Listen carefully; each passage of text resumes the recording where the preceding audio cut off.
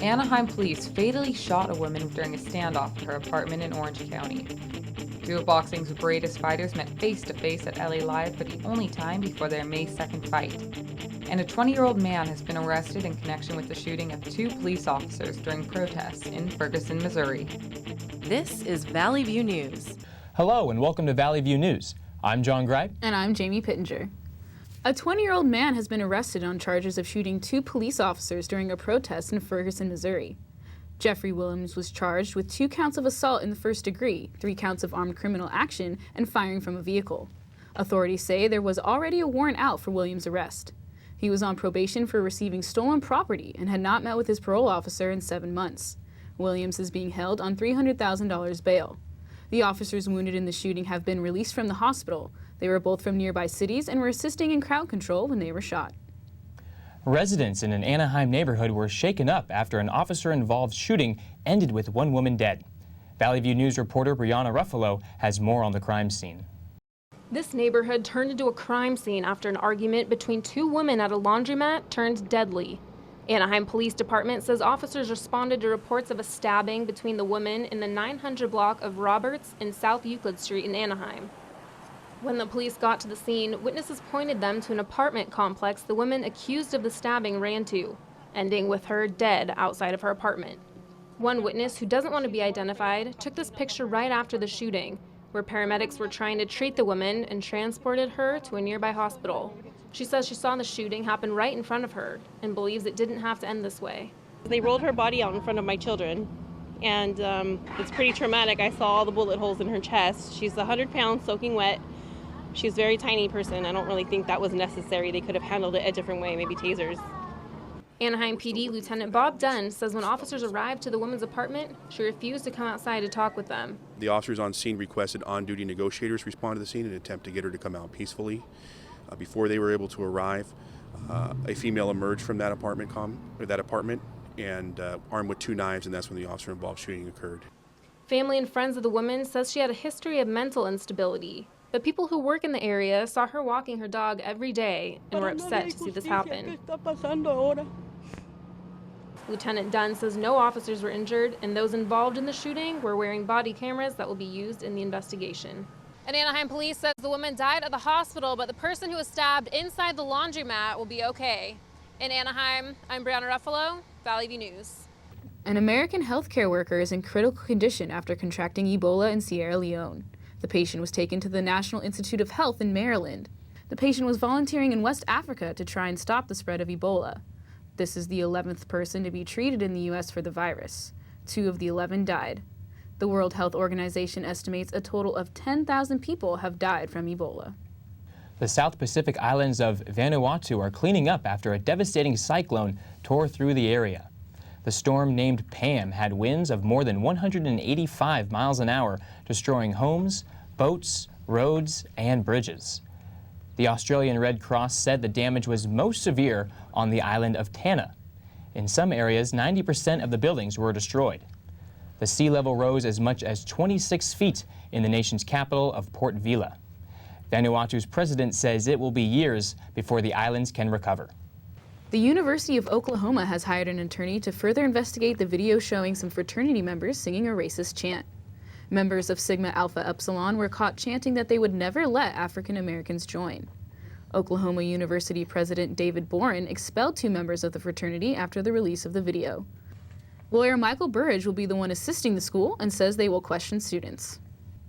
Kids who complain about homework may have a good reason. Valley View's Jamie Pittenger reports on an educator who says schools need to do a better job of inspiring students to learn. And he does have rock star status. The man being introduced is Alfie Kohn, and he's not an actual rock star, but a well-known advocate for progressive education and the author of 13 books on education and human behavior. People filled the University Student Union at Cal State Northridge to hear Kohn speak about schools that are using alternatives to tests and homework. If we want kids to think deeply and critically, we're feeding them a bunch of facts that they're going to forget soon, and teaching them that learning is really just about cramming forgettable knowledge into short-term memory. Kohn did not want the lecture to be recorded, but Time magazine has described him as the country's most outspoken critic on education's fixation on grades and test scores. He began the lecture by giving an example of a progressive school measurement lesson, where a first-grade teacher let the kids come up with their own ideas before introducing length concepts. Cohn then asked the audience to discuss the scenario with the people sitting around them, seeing what they noticed. Cohn says in his lecture that questions and thinking should drive a school day, and not agendas and standards. Many of the attendees agreed with Cohn's ideas and say that it is important for people to be informed about progressive education. To know that their instincts of how we learn and how we make meaning of the world are really right on, and that we don't always need the manuals and the directives from administrators. A question and answer portion followed the lecture, and Cohn's books were available for people to buy in the back. This lecture is one of 3 in a series called Education on the Edge, something the Center for Teaching and Learning calls what really works in education. Executive Director of the Center, Dr. Wendy Morawski, ran the series, and although she does agree with some of Cohn's views, she is not entirely for throwing out all the old ways. What he leaves us with is questioning and not just going along with things because it's the status quo, but also I think we need to question just completely throwing out the baby with the bathwater too. People left the lecture with Cohn's last remark that one size fits all does not work for education. Hillary Clinton released documents attempting to explain how thousands of her emails were reviewed and deleted. Clinton has been criticized for using a private email server while she was U.S. Secretary of State instead of using government email. More than 30,000 work-related emails were turned over to the State Department. Nearly 32,000 were considered private and deleted. Clinton spokesman Nick Merrill says her team individually read every email using a multi-step process. This document came a few days after claims that Clinton's email review involved searching by keywords and not actually checking every email. NASA's Dawn spacecraft became the first ship to orbit a dwarf planet. It began circling the planet Ceres last week after orbiting the asteroid Vesta in 2011 and 2012. Scientists have found evidence of ice and possibly liquid water on the surface of Ceres. They want to investigate how the ice got there to help understand how water appeared on Earth. The Dawn spacecraft also captured images of 2 bright spots on Ceres, something scientists hope to find more about. Dawn will continue to send transmissions for a full year. Some experts say new safety technology may have protected passengers in a recent train accident in Oxnard. The train's conductor was killed and nearly 30 passengers were hurt. But as Jose Science reports, some experts say the toll could have been much higher.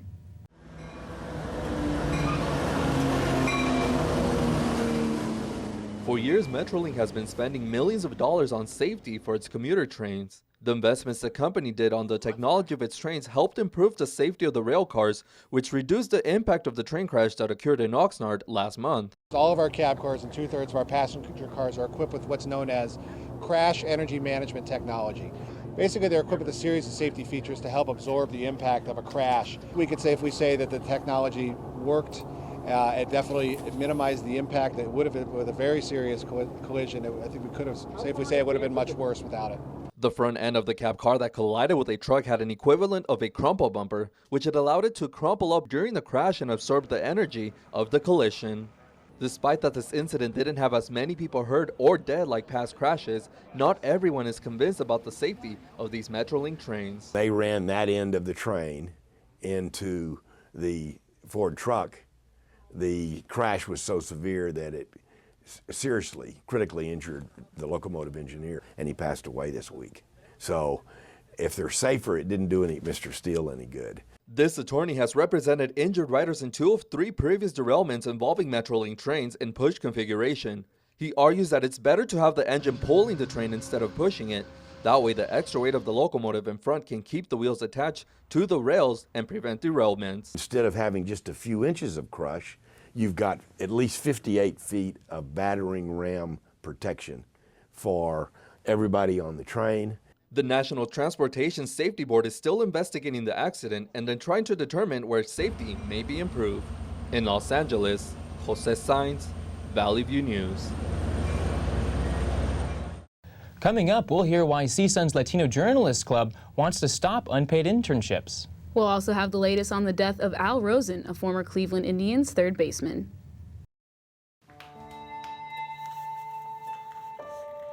Mommy, I don't feel so well. Okay, so you wouldn't give yourself or your loved one poison, would you?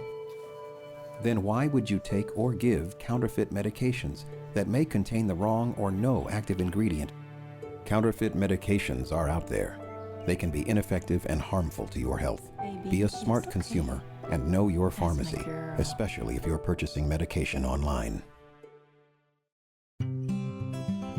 NFC, AFC, offensive linemen, defensive tackles, quarterbacks, and cornerbacks are all living united to ensure the academic success of millions of kids in our communities all the way to graduation day. But that won't happen without you. So take the pledge at unitedway.org. Make a difference in the life of a child. Suit up like your favorite NFL players and become a volunteer reader, tutor, or mentor with United Way. Gaining experience through internships is important for students. Many hope to find a paid internship, but that can be a challenge. Valley View's Dianis Lopez-Reyes joins us from Studio B with a member of the club to talk about the issue.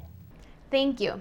Journalism student and event coordinator Kayla Vizcarra from CSUN Latino Journalists is here today to talk about how you guys are supporting Latino journalists.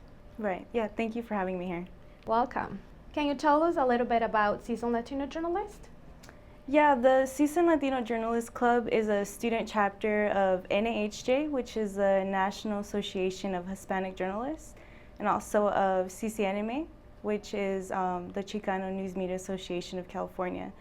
And we pretty much help diversify the newsroom, and we really promote that. And we accept students of all kinds, you don't have to be Latinos to join. But we really want to promote diversity in the newsroom, and we do that here at CSUN just by doing different events. And what's the main goal of the club? Give students the tools to get internships, to get jobs, to learn how to make their resume, to learn how to speak with professionals, and we really aim to help one another to do those things. And how many members does the club have? I would say the club has about 20 active members. It's kind of tough. A lot of students have class. A lot of students can't come to the actual meeting times, but there's a good group of us. What are some of the examples of the work that you guys have done? We do workshops. So, for example, we had AP photographer Julio Cortez. He was a CSUN alum. Come and talk to us about his experiences, and we also do workshops on, for example, on how to update your Twitter or your LinkedIn and to make it look good for when you apply to certain things. I know recently you guys are working on a very important campaign about paid internships. Can you tell us a little bit about that? Yeah, we actually just launched our campaign today. It's on Indiegogo, and we're trying to raise money for 2 paid internships for students because it's really important that students get paid nowadays for internships. And it just launched today. It's on Indiegogo, and we are working with 2 ethnic media companies, which is the internships will be offered for Impulso and the Asian Journal, and we're trying to raise $3,000 for the students. Where can people find about the campaign? They can find the campaign on www.indiegogo.com/stopUnpaidInternships. We're also on Twitter at CSUN Latino Journalist. I'm sorry, I believe it's CSUN Latino Journalist. And on Facebook as well for CSUN Latino Journalists. And once you go on one thing, I'm sure you'll be able to find our other social media accounts. Why do you think internships are so important for students? Internships are really important because nowadays they can really be the deciding factor on whether you get a job or not after you graduate. And if you don't have one, it could really set you back on what you really want to accomplish right after you graduate. And they're getting more competitive every day, and just to get that opportunity is really important. And they also give experience that you need for the workforce. Have you done any internships? I have completed one internship. It was unpaid, and I now realize the importance of a paid internship. And what I liked about my internship was that it really confirmed my major when I came to college, and it did help me in that sense of getting the feel of the actual field. Thank you, Kayla, for being here with us. Now, back to you. Let's toss it over to John Salas with the latest in sports. Thanks, John. The CSUN women's basketball team has made school history, winning the Big West Conference title for the 2nd year in a row. That also put the Matadors into the NCAA tournament for the 2nd time. The team, coaches, and students celebrated on campus. Moments of tension and excitement filled the room as the CSUN's women's basketball team, students, and other athletes waited anxiously for the big announcement of who the Matadors would be matched up against in the NCAA tournament. I was really nervous. I don't know why, but I was really nervous. Like I was tapping my foot the whole time, but I think it was excited nervous. The Matadors managed to get themselves in the national competition by defeating Hawaii in the Big West tournament and winning the regional championship for the second straight year. Head coach Jason Flowers says Stanford will not be an easy opponent, but that the Matadors will leave everything on the court on game day. Obviously, we'll have to be familiar with Stanford and what they do and their personnel, and obviously they're one of the best teams historically in women's basketball, and especially on the West Coast. And so, you know, we'll go back, we'll watch film, our kids will be prepared. We'll spend the next couple days prepping for what they do, and we'll come out and we're going to compete on Saturday. Last year, the Matadors fell short to South Carolina, but the players believe the team has what it takes to get past the Cardinals and take advantage of the second shot they will have at the tournament. We get back in the gym and we listen to the coaches, we apply what we're supposed to do, and we work hard and we push through like everyone else, and we're going to be ready. The Matadors will enter their first round match on a 9-game winning streak. The 2015 Men's Basketball March Madness is officially underway. 3 teams in this year's tournament will represent Southern California. UCLA, San Diego, and UC Irvine all earned second-round bids. The Bruins and Aztecs landed in the southern region, and the Anteaters will be in the eastern region. UCLA is the 11th seed and will face off against 6th seed Southern Methodist University. The team recorded its 49th 20-win season that had only one returner, Norm Powell. He led the team in scoring, averaging 16.4 points per game. This will be the 47th time the Bruins made the tournament. 8th seed San Diego State squares off against 9th seed St. John's. The Aztecs will be making their 11th appearance in a school record of 6 consecutive years. San Diego State lost in the Mountain West Championship game to Wyoming 45-43. UC Irvine will be making its first appearance in the tournament as a 13th-seeded team in the East and will play 4th-seeded Louisville. This is going to be the first time both teams have faced off. The Anteaters beat Hawaii in the Big West Championship game to earn an automatic bid. Forward Will Davis II was named the tournament MVP after having 3 double-doubles in all 3 games played. The Cleveland Indians have lost a legend. Al Rosen, better known as the Hebrew Hammer, died at the age of 91. Rosen played his entire career for the Indians. Rosen drove in at least 100 runs in 5 straight seasons. One of Rosen's best years was 1953 when he had a .366 batting average with 45 home runs and 145 RBIs. He worked as a front office executive for several teams after his retirement. In 1987, he was named the MLB Executive of the Year with the San Francisco Giants. Rosen is the only player in baseball history to earn the honors of MVP and Executive of the Year. He was inducted into the Indians Hall of Fame in 2006. The world's 2 best boxers of the last decade will go toe-to-toe in a bout that has been years in the making. Valley View News reporter Jose Saenz tells us how Floyd Mayweather Jr. and Manny Pacquiao are preparing for what some are calling the fight of the century. Boxing fans will finally get what they've been asking for the past 5 years when boxing's pound-for-pound king steps into the ring to face a fan favorite that's on a mission to dethrone the best in the ring. Floyd Mayweather and Manny Pacquiao officially announced their highly anticipated bout in the only press conference that both fighters will have prior to their May 2nd contest. With less than 2 months to go before this historic match, both fighters have already begun to prepare themselves for what could be the fight of their lives. I know you're very excited, and we're both of us we're going to undergo a hard training for this fight, and we will do our best. I'm in the gym working right now, dedicating myself to the sport, pushing myself to the limit, because I never wanted to win a fight so bad in my life. Even those that will not be fighting but will still be part of this historic moment in boxing history are just as excited as the fighters for the first bell to ring. It's finally here. Many of us gave up hope for a while. Being outside and seeing the press that's here, seeing all the attention, all the commotion, it's as big as what we ever would have expected it would be, maybe the biggest fight ever, and so I'm very excited to be a part of it. Due to the incredible demand by fans all over the world to attend this fight, ticket prices will range from $1,500 to $7,500. Despite the expensive ticket prices, fans will still do whatever it takes to attend this historical boxing match. Man, if I have my own house, I'll put it in mortgage just so I can watch the fight. That's going to be a good fight. The pay-per-view price for those that will be watching from home will start off at $90. In Los Angeles, Jose Sainz, Valley View News. Blake Griffin returned to play after missing 5 weeks of action. The Clippers hosted the Houston Rockets and lost 100-98. In his return, Griffin scored 11 points with 11 rebounds and 8 assists. He was limited to 40 minutes of play because of surgery to remove a staph infection in his right elbow. Chris Paul had 23 points and had a chance to tie the game in the fourth, but missed a fadeaway at the buzzer. James Harden scored 34 points with 7 assists and 7 rebounds in the win for the Rockets.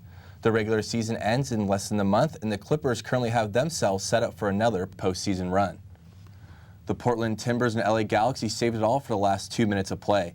A game that was already tied at 1 saw striker Fernando Adi put Portland ahead 2-1 at the 90th minute. The Galaxy were able to strike when 3 minutes of extra time was added. Alan Gordon was able to net a header on a corner by Stefan Ishizaki to tie the game at 2. Both teams were unable to score, and the game resulted in a 2-2 draw. Giassi Zardes had a goal in the 65th minute on a cross by Jose Villarreal. The Galaxy will be on the road at the end of the month, where they will play DC United. That's all for sports. Jamie and John, back to you. Coming up in entertainment news, we'll see what famous movie sequels we should be looking forward to watching this year.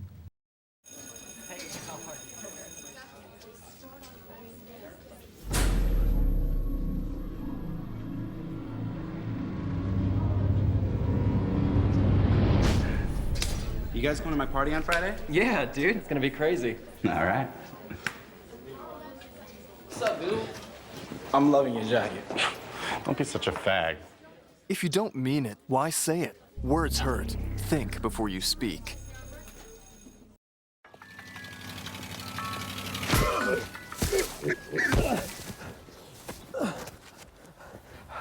So, same time next week?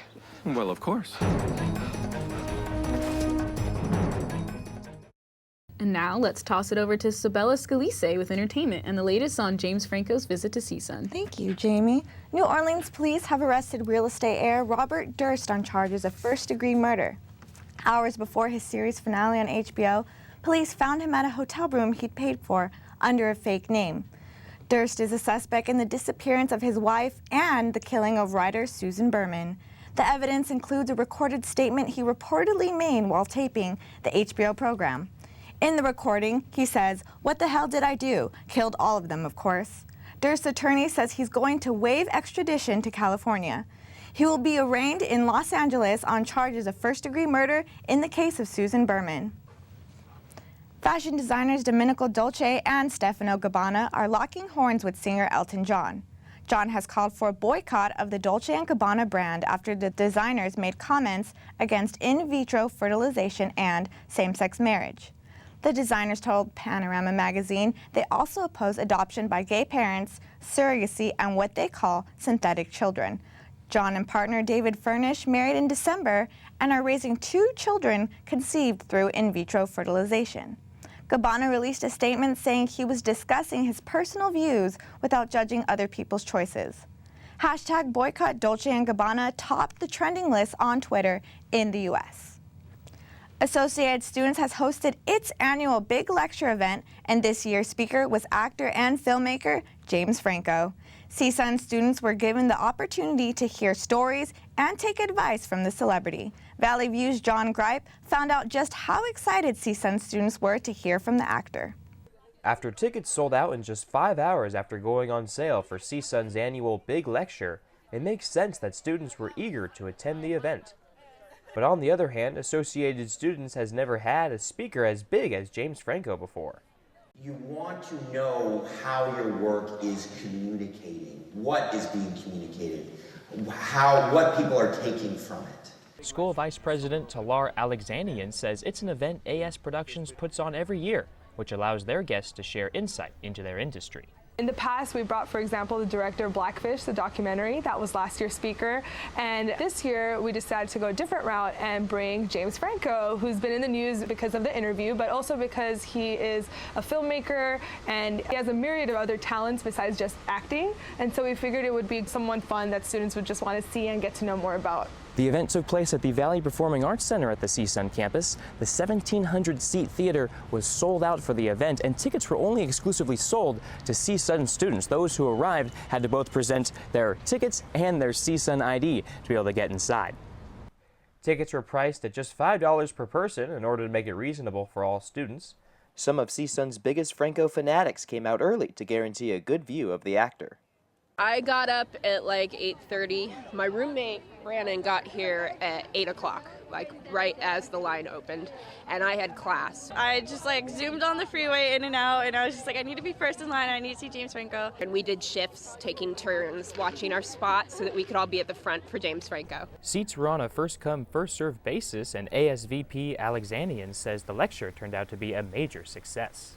The line started at 6 a.m. and I think moving forward, people are going to expect it to be in the VPAC, and I think that's a good goal for us to have. We have a good collaboration with the VPAC now, and I think moving forward, we'd love to continue bringing more dynamic speakers and set the bar high. The doors opened at 5 in the afternoon for the 6 o'clock show, 11 hours after the first student got in line. Franco talked about his past acting roles and gave the students some advice on getting started doing something they really want to do. Put it out there. Don't wait around for the big deal to come your way so that you can make it. You can make it now. In Northridge, John Gripe, Valley View News. Moviegoers have some famous sequels to look forward to. Furious 7 comes out next month, continuing the Fast and Furious adventures. Avengers Age of Ultron opens in theaters May 1st. Jurassic World comes out 1 month later on June 12th. Star Wars Episode 7 opens in theaters in December. And Disney has just announced that Frozen 2 is in the works. A release date and production details have not been announced. American rapper and songwriter Kendrick Lamar has released his album a week early. It is called To Pimp a Butterfly and was made available on iTunes and Spotify. It has 16 tracks, including the single The Blacker the Berry. There are both clean and explicit versions of the album available. To Pimp a Butterfly has gotten many of his fans, in particular Taylor Swift, buzzing on Twitter. Swift tweeted Kendrick put his album out early. No One Touch Me. The full album is available to stream on Spotify. Iron Man actor Robert Downey Jr. will always be a superhero to 7-year-old Alex Pring. Alex was born with a partially developed right arm. Downey Jr. presented him with an Iron Man bionic arm. The limb was made by Aldo Monero, a volunteer for the nonprofit organization Limitless Solutions. Each bionic limb Monero builds takes 50 to 70 hours to make and about 12 hours to put together. The arm is said to be fully operational and is controlled by Alex flexing his biceps. Former Survivor producer Bruce Beresford Redman has been found guilty in Mexico of the murder of his wife, Monica. He and his family were on vacation in Cancun in 2010 when his wife was killed. Redman was arrested 3 years ago. He will serve most of his 12-year sentence in Mexico's Benito Juarez prison. Redman and his wife met in West Los Angeles at her family-owned restaurant called Zabumba. He later admitted to having an affair with a Survivor cast member. His lawyers intend to ask for an appeal. CBS produced a special 48-hour segment on the case. That's all for entertainment. Back to you, John and Jamie. Well, thank you for watching Valley View News. I'm John Gripe. And I'm Jamie Pinger. Have a great week.